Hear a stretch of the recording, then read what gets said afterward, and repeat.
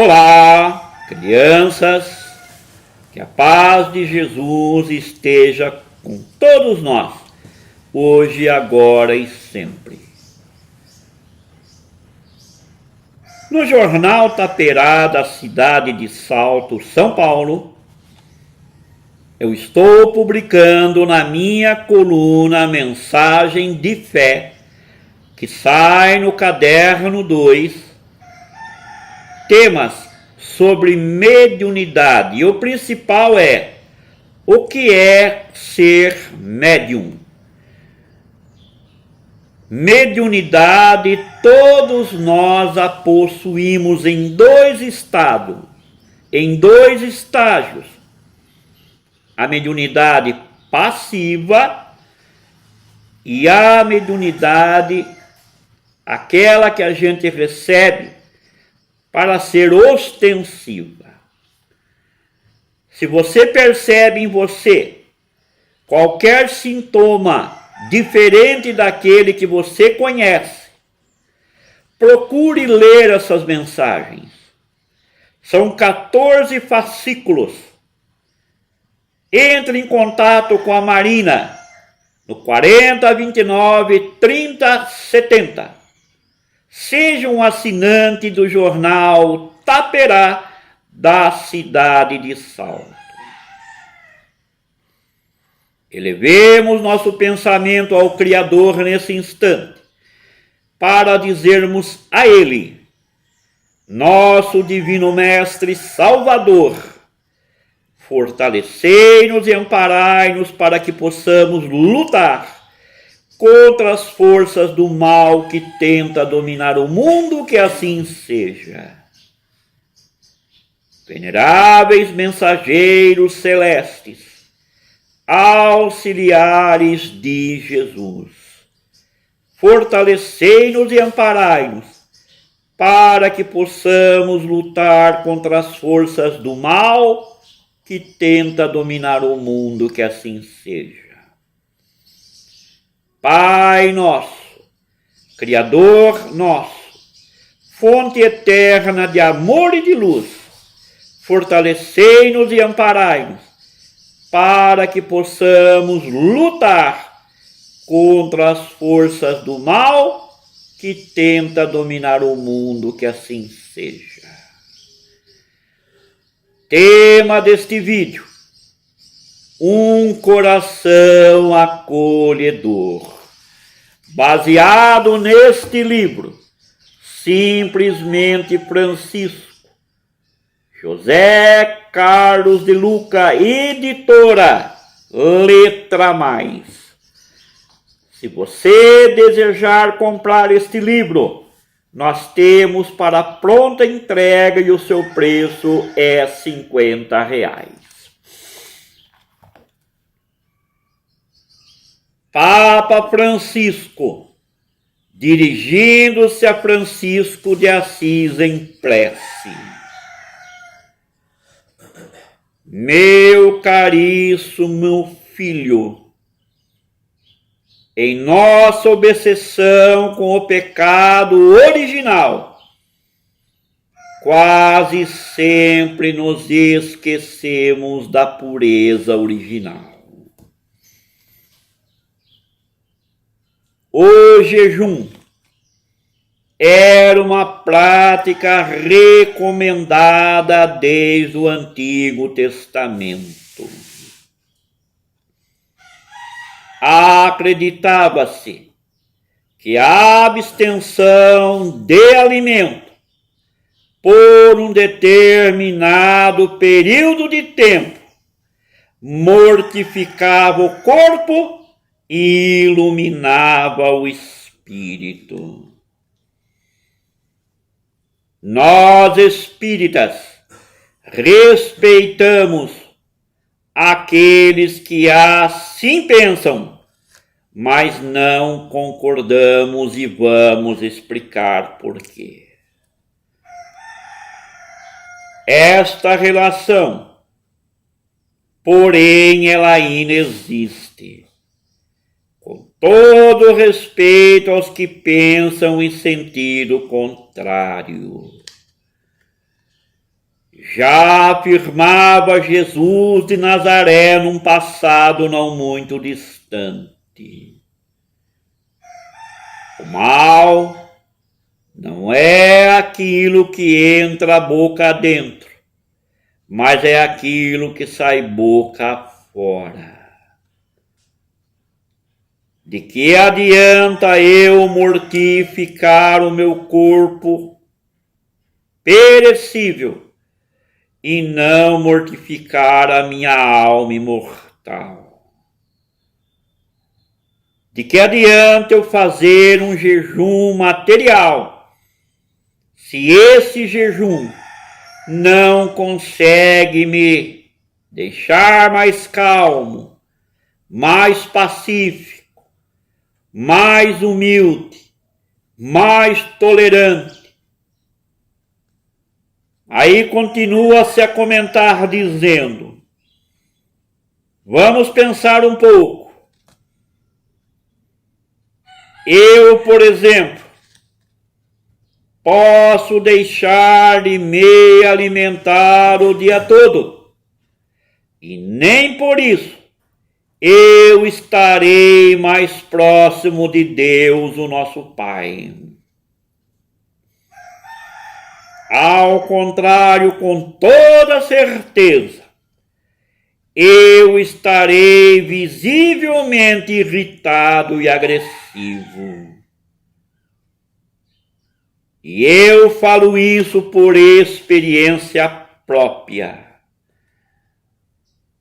O corpo físico, meus irmãos, precisa ser conservado, mas não martirizado.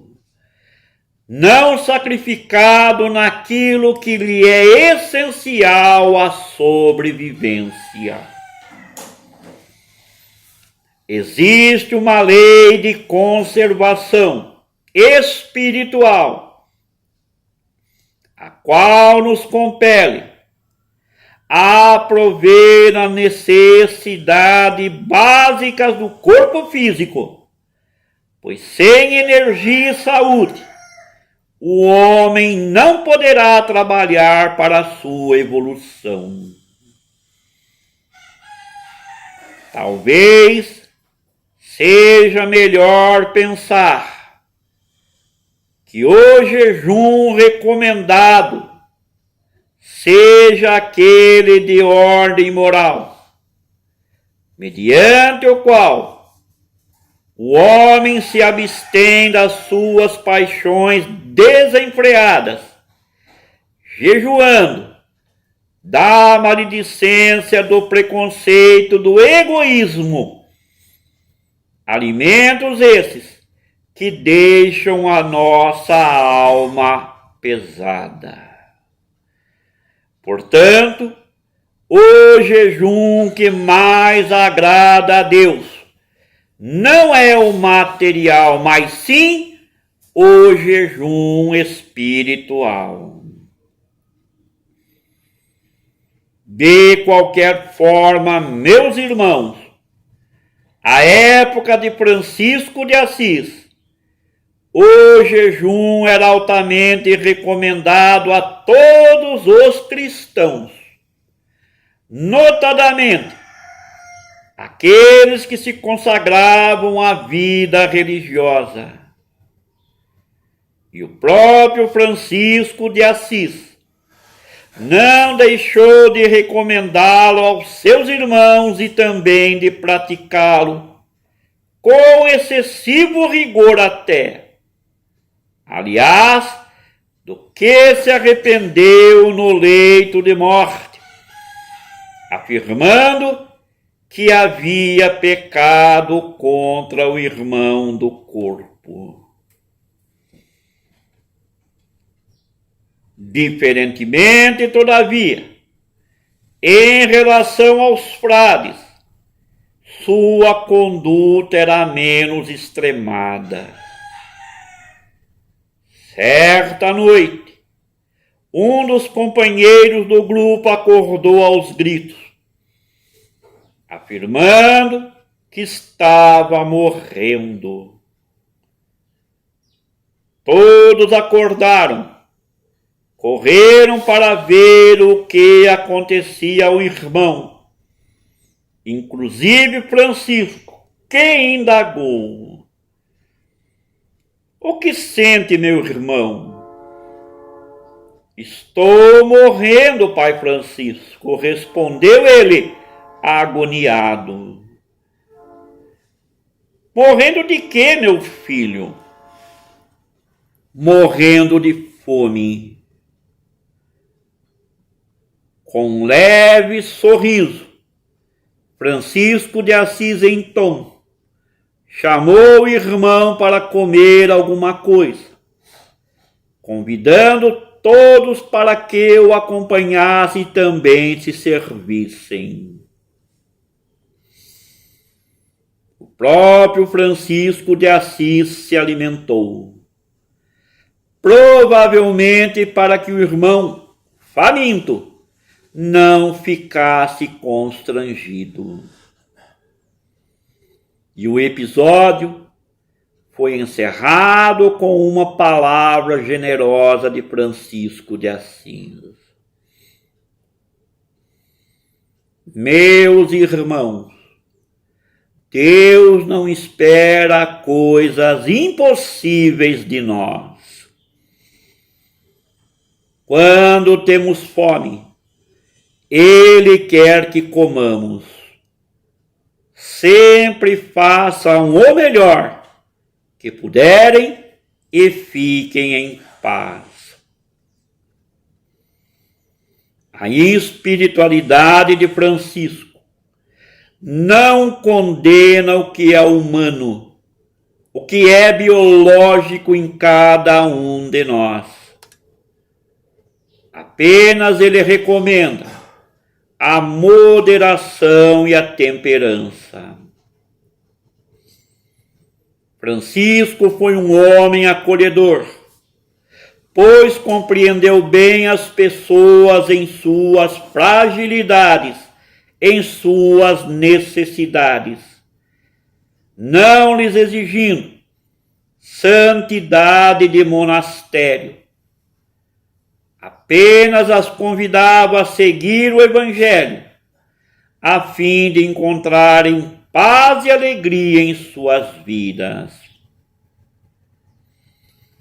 John Michael Talbot, Steve Harvey, eles afirmam: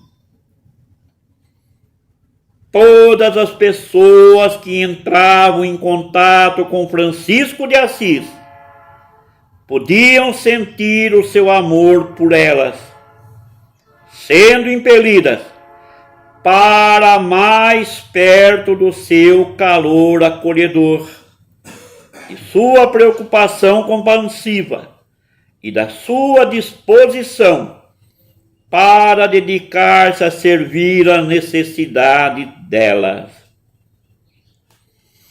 Nele, Francisco de Assis, não havia julgamentos férreos. Por isso, meus irmãos, Francisco de Assis exemplificou uma espiritualidade palpável, que não é utópica, uma espiritualidade que leva em consideração a humanidade de cada um, que não tem obsessão pelo pecado, mas uma compaixão pelas dores de cada um.